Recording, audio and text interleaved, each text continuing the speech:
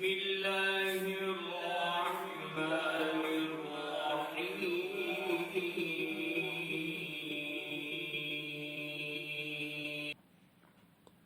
الحمد لله وكفى وسلام على عباده الذين اصطفى اما بعد.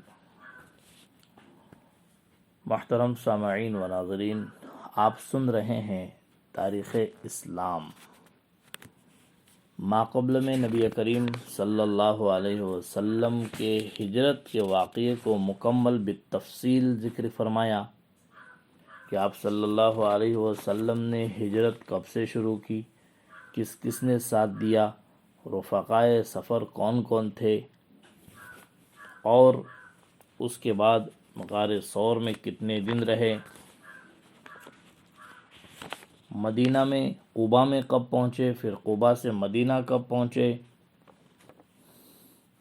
اور اس دوران کیا حالات پیش آئے، اس کو ذکر فرمایا. اور پھر مدینے میں پہنچ کر حضور اکرم صلی اللہ علیہ وسلم نے 100 لوگوں کے ساتھ جمعے کی نماز ادا کی.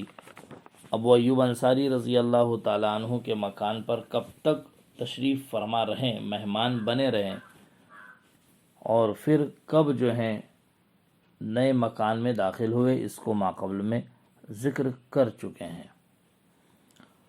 اب ذکر کر رہے ہیں کہ ہجرت کا پہلا سال حضور اکرم صلی اللہ علیہ وسلم کا کیسے گزرا، کیا کیا حالات اور واقعات پیش آئے، اس کو بیان کر رہے ہیں. ہجرت کے پہلے سال میں جو واقعات رونما ہوئے ان میں مسجد نبوی کی تعمیر اور مکان نبوی کی تعمیر ہو گئی، اور جو بچے کچے مسلمان مکہ میں رہ گئے تھے ان کا مدینے میں آ جانا وغیرہ، یہ سب ماقبل میں ذکر کر چکے ہیں. اسی ذیل میں حضرت ابو امامہ اسعد بن زرارہ رضی اللہ تعالی عنہ کی وفات بھی ایک قابل تذکرہ ہے. ابو امامہ رضی اللہ تعالی عنہ پہلے سے بیمار نہ تھے، اچانک ان پر کسی مرض کا ایسا حملہ ہوا کہ فوت ہو گئے. یہ خبر جناب نبی کریم صلی اللہ علیہ وسلم کو پہنچی تو آپ صلی اللہ علیہ وسلم نے فرمایا کہ مشرکوں کو یہ کہنے کا موقع ملے گا کہ یہ کیسا رسول ہے کہ اس کے دوستوں میں سے ایک شخص اس طرح اچانک فوت ہو گیا. ان کی وفات کے بعد قبیلے بنو نجار کے لوگ آپ صلی اللہ علیہ وسلم کی خدمت اقدس میں حاضر ہوئے اور عرض کیا کہ ابو امامہ ہمارا سردار تھا، اب اس کی وفات کے بعد آپ اس کا کوئی قائم مقام شخص ہم میں سے سردار مقرر فرما دے. آپ صلی اللہ علیہ وسلم نے فرمایا تم بنو نجار ہو اور بنو نجار میرا ننیال ہے، تم میرے ماموں ہو، اس لیے میں بھی تم میں شامل ہوں اور میں خود تمہارا سردار ہوں، نقیب ہوں. بنو نجار یہ سن کر خوش ہو گئے، باغ باغ ہو گئے، اور یہ اندیشہ بھی دور ہو گیا کہ اگر کسی دوسرے شخص کو ان میں سے سردار مقرر کیا جاتا تو انہی میں سے دوسرے اشخاص جن کو اپنی سرداری کی توقع اور امید تھی اس کے رقیب بن جاتے اور قبیلے کا باہم اتفاق چند روز کے لیے کسی قدر کمزور ہو جاتا. اس طرح اس قبیلے کی ہمت اور باہمی اتفاق میں پہلے سے بھی زیادہ اضافہ ہو گیا. حضور اکرم صلی اللہ علیہ وسلم نے مدینے میں پہنچ کر سب سے پہلے جس چیز کا دھیان اور توجہ رکھی، خصوصیت کے ساتھ رکھی اور یہ کوشش فرمائی، وہ یہ کہ شہر مدینہ کا امن و امان اور باشندگوں کے تعلقات جو آپسی بنے ہوئے ہیں اس کو خوشگوار بنائے رکھنا. یہ حضور اکرم صلی اللہ علیہ وسلم نے سب سے پہلے جو ہے اپنی توجہ اس طرف مرکوز کی. آپ صلی اللہ علیہ وسلم نے اس بات کو جاتے ہی محسوس فرمایا کہ مہاجرین کی جماعت مکہ سے آئی ہیں، وہ اہل مدینہ کے لیے باعث اذیت اور موجب پیچیدگی نہ ہونے پائیں. ساتھ ہی آپ صلی اللہ علیہ وسلم کو یہ بھی خیال تھا کہ مہاجرین جنہوں نے دین کی خاطر انتہائی تکلیفیں برداشت کی ہیں اور اپنے گھر، وطن، عزیز، اقارب، مال و زر، خاندان، برادری سب کو چھوڑ کر مدینے میں آ پڑے ہیں اور زیادہ پریشان و دل شکستہ نہ ہو، حضور اکرم صلی اللہ علیہ وسلم نے اس کی بھی فکر کی۔ چنانچہ آپ صلی اللہ علیہ وسلم نے تمام انصار و مہاجرین کو ایک جلسے میں جمع کر کے اخوت اسلامی کا وعظ فرمایا